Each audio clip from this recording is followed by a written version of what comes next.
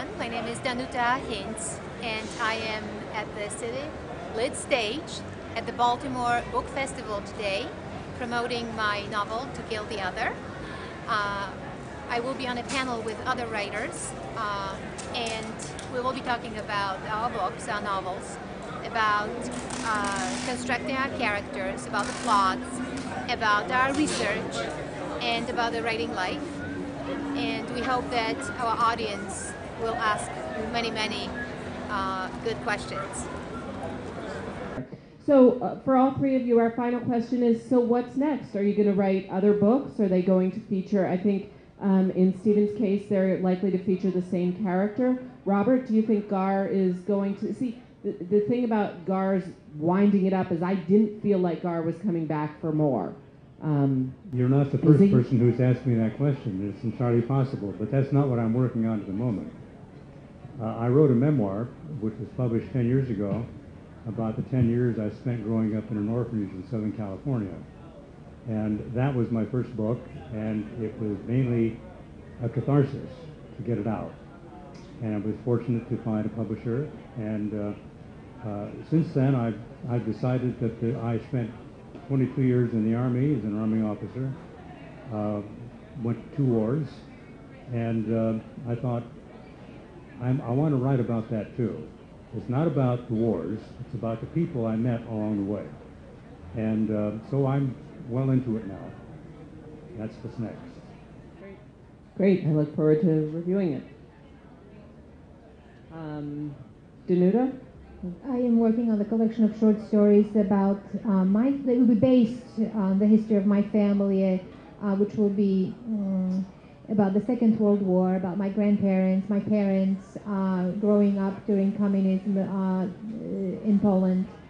And the first story is about my grandfather, who was forced by the Nazis to dig graves in a Piaśnica forest, and how he wanted to forget the event and how he knew that he couldn't because he had to talk about it to make sure that we all remember what happened, and how he wanted to preserve it by telling the story to me when I was 6 years old, but he couldn't tell me the truth because I was just a child.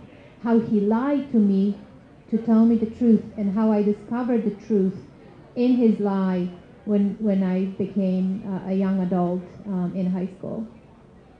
So that is the first story. There are many others to come, but this is the first story that is almost done. Stephen? Well, I really like my main character, so I'm not done with him yet. So the book was designed originally to be part of a series. So I'm working on book 2, and hopefully there'll be more beyond that. And again, it's sort of a story where you're into this guy's life, and I'm going to continue it. Terrific. Well, I look forward to seeing more from all of you.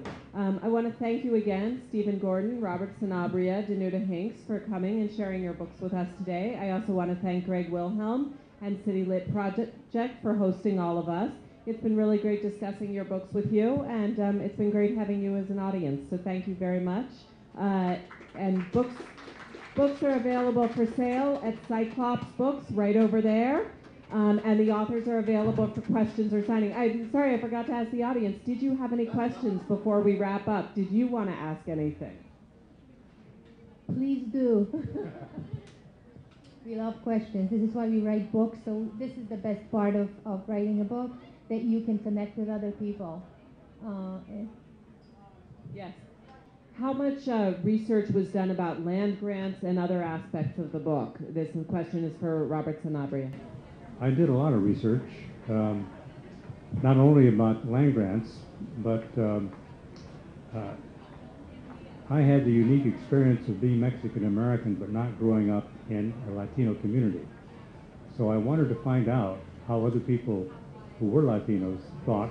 I do speak Spanish and read most pretty well. I subscribed to La Opinión, which is a Spanish language, the main Spanish language newspaper in Los Angeles. I subscribed to a number of other Los Angeles publications, including the LA Times, because I wanted to know more about Latinos in politics in Los Angeles. So there was all kinds of things I had to look up, and needed to know more about the Mexican Revolution, so I had read a book about that. books about land grants and about the rancheros, who called themselves Californios. In case you've been wondering where the title came from, these were wealthy Mexicans who were granted lands in California, and they called themselves Californios. But anyway, I did do a lot of research, and that's why it took so long. Actually, one question about research that I had for Robert after talking to him very briefly before we met up here, I had assumed that he had experience as an immigrant, and he did not. So how did you know all that about crossing the Rio Grande? That was a lot of detail that I don't know if it's public knowledge. Well, this is something that's partly made up, but my mother, born in Chihuahua, Mexico, and I knew that when I first wrote the memoir, I had to sit with her and talk to her about those experiences. And I did look up on Google to find out the various widths of the Rio Grande at different times of the year and whether or not there was enough water to justify what I was writing about. And there was. Google, an author's best friend. Because when we write fiction, we always feel that everything is made up, right? And you don't really, you just sit down and the muse comes and whispers into your ear and you write. It's in my case, it was a pleasurable but extremely long and difficult experience, because I had to interview, not only read about the region, the history of the Middle East, but I had to interview people to understand the culture. So I had to find people in Palestine to talk to me, in Israel, in Pakistan, in Afghanistan, in Egypt, and in Iran. And I've made many friends. That was another beautiful part of working on this book, that I've made many friends all over the world because of this book, because of this research. Yes, I do have a blog. Yes, because part of writing for me is connecting with other people, with my readers. And the name of my blog is my first name, my last name.com. DanutaHinks.com. Thank you. Were there any other questions from the audience? All right, well, thank you again for coming today. I appreciate your coming to the Baltimore Book Festival. And you can buy books right over here. Thank you.